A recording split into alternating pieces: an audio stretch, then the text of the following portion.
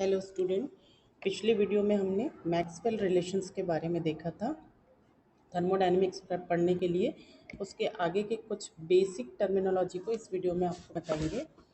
Thermodynamics का basic terminology mainly तीन तरीके का है। पहला एक है सिस्टम, दूसरा है सराउंडिंग और तीसरा है बाउंड्री। एक एक करके हर एक का हम उसका डिटेल को समझते हैं। What do you mean by system? System is the part of universe which is under observation is known as system.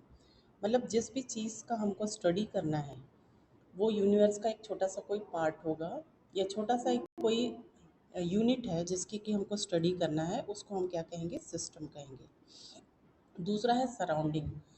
Surrounding is the rest part of this universe, excluding system is known as surrounding. जिस चीज़ की हमको या जिस unit की हमको study करना है उसको छोड़ करके बाकी का जितना भी चीज़ है या बाकी का जितना भी मटेरियल है that is known as surrounding. And what is boundary? Separating line that separate system and surrounding. Surrounding और सिस्टम को अलग अलग करने वाला जो एक इमेजिनरी या रियल जो भी लाइन होता है वो लाइन कहलाता है बाउंड्री। बाउंड्री दोनों तरीके का है आपका, चाहे वो रियल हो या फिर इमेजिनरी हो। इसके अलावा भी सिस्टम के बहुत सारे हमारे पास टाइप हैं जिनकी हमको स्टडी करना है। टाइप ऑफ सिस्टम कौन कौन से हैं? तो तीन टाइप के मेनली सिस्टम की स्टडी हम थर्मोडायनेमिक्स में करते हैं। One is open type system, second is close type and third is isolated. Open type system क्या है कि ओपन टाइप सिस्टम में ऐसा सिस्टम जिसमें हीट और मैटर किसी का भी आपस में लेन देन ना हो, आपस में एक्सचेंज ना हो, that is known as open system. Sorry, open system में हीट और मैटर दोनों का लेन देन हो रहा है, मतलब दोनों अंदर भी आ रहे हैं और दोनों बाहर भी जा रहे हैं, that is known as open system. पहले जो मैंने डेफिनेशन बना क्लोज सिस्टम वो है कि क्लोज सिस्टम में हीट और मैटर दोनों का एक्सचेंज नहीं होगा। हमने ऊपर से क्या किया है, सिस्टम को क्या कर रखा है, सील करके रखा हुआ है या बंद करके रखा हुआ है। तो ना तो हीट आ रही है ना जा रही है, मतलब टेम्परेचर जैसा है वो कांस्टेंट है और मटेरियल भी जितना है वो कांस्टेंट है, that is known as close system. तीसरे टाइप का सिस्टम है आइसोलेटेड सिस्टम। आइसोलेटेड सिस्टम वो जिसमें neither heat nor matter with surrounding, surrounding के साथ तीनों का दोनों का आना जाना न हो। जैसे थर्मस, थर्मस में हमने मटेरियल को और मटेरियल को जिस टेम्परेचर में रखा है वो उसी टेम्परेचर में रहेगा और जितना अमाउंट में रखा हुआ है वो उतना ही अमाउंट में रहेगा। उसके अलावा हम थर्मोडायनेमिक्स में प्रॉपर्टीज़ की स्टडी करते हैं। जैसे माइक्रोस्कोपिक प्रॉपर्टीज़ होती हैं।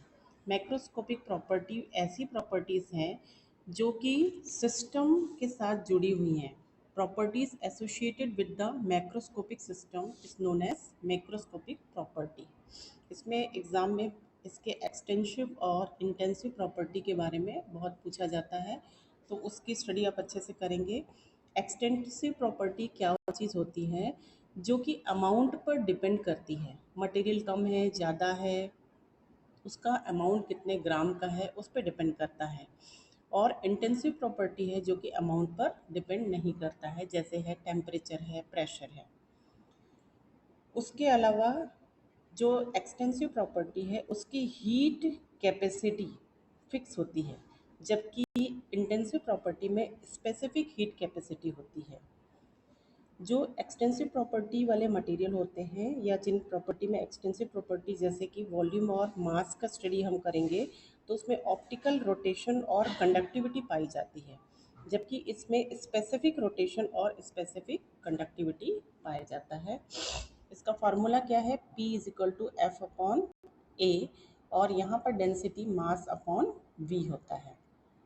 एक चीज़ नोटेबल पॉइंट है कि दो एक्सटेंसिव प्रॉपर्टी को यदि हम मल्टीपल करें तो एक इंटेंसिव प्रॉपर्टी उसका बन जाता है। तो ये जितनी भी बेसिक प्रॉपर्टीज़ हैं, मैक्रोस्कोपिक प्रॉपर्टीज़, ये सब की स्टडी, इसके डेफिनेशंस आएंगे आइदर या फिर छोटे छोटे ऑब्जेक्टिव क्वेश्चंस आते हैं, तो इसको आप लोग ध्यान रखेंगे। उसके बाद आते हैं थर्मोडायनेमिक फंक्शंस। क्या होता है थर्मोडायनेमिक फंक्शंस? ऐसा क्वांटिटी जो वेरिएबल्स पर डिपेंड हो, वो कहलाता है थर्मोडायनेमिक फंक्शंस। इसमें दो तरह के फंक्शंस हैं जो कि इम्पॉर्टेंट है, ये भी बहुत इंपॉर्टेंट टॉपिक है। इसमें स्टेट फंक्शन के बारे में तो अक्सर ही पूछा जाता है। One is state function, another is path function.